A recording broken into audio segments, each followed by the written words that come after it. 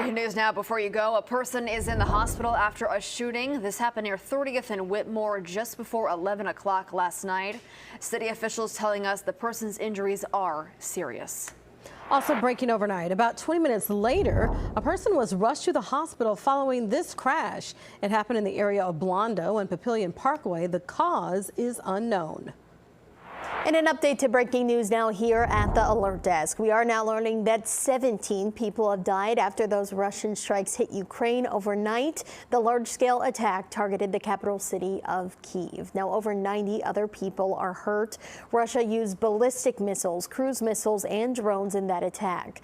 Buildings and civilian infrastructure are damaged across the city. We're told more than 30 places were recorded as having some type of damage. Many residents are now taking shelter at metro stations, and nearly 500 emergency service crews are helping in that aftermath. Aaron.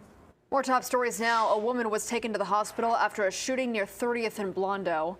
Omaha Police telling First Alert 6 the 38-year-old woman was found shot multiple times.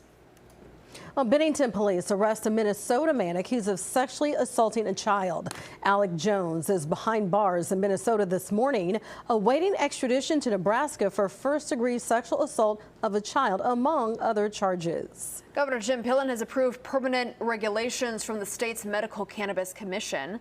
The governor's office says the regulations will now go to the Secretary of State's office. They become law 5 days after they're received. We are expecting to tell us today about this year's Defenders of Freedom Air and Space Show. This includes the return of on-base parking and the new base access pass. A news conference will be held at 9:30.